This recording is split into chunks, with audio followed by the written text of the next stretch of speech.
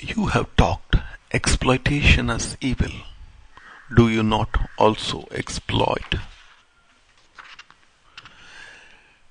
Critical capacity is necessary for self-knowledge.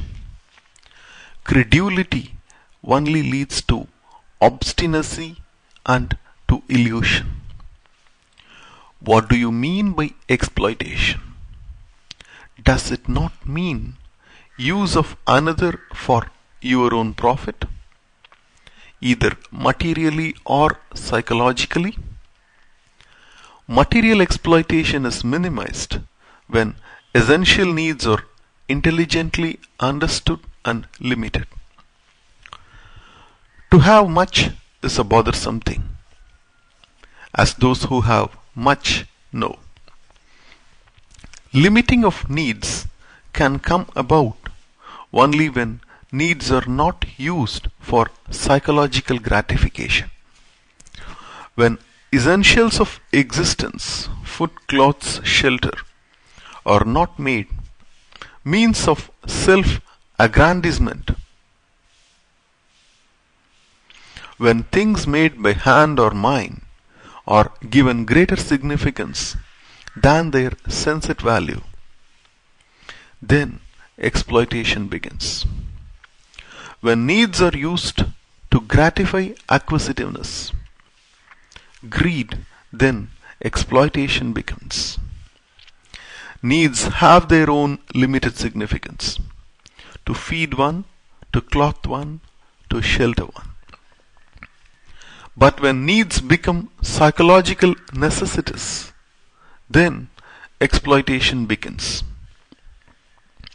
A happy man doesn't depend for his happiness upon things, either made by hand or by mind. A man, he has the treasure of greatest significance. A man who has not the treasure makes sensate values predominant, thereby causes strife and misery. The problem of psychological exploitation is more subtle, more profound. Psychologically, we depend on things, on relationships, on ideas or belief. Things, relationship, ideas become all important when they are used as a means of covering inward poverty, inward emptiness. Being inwardly poor, insufficient, fearful, uncertain, we seek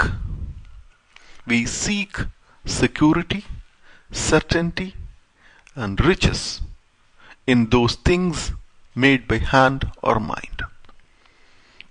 The search is beginning of exploitation. We are aware of results of seeking psychological security in things. War, degradation, class division, national division, man against man, confusion, misery. The modern civilization, the world over. Then you are the things. Without them, you are lost. In relationship to, what happens if security is sought? Dependence breeds possessiveness, fear, jealousy, anger, so on. The object of dependence becomes all important. So, name, family, position become significant, with the result conflicting division and misery. This dependence is outcome of inward emptiness, which you try to cover up through gratifying relationship. When you are inwardly poor, things made by mind, knowledge, idea, belief, become overwhelmingly important, which gives rise to imitation, to worship of authority, to acceptance of systems, to thoughtlessness.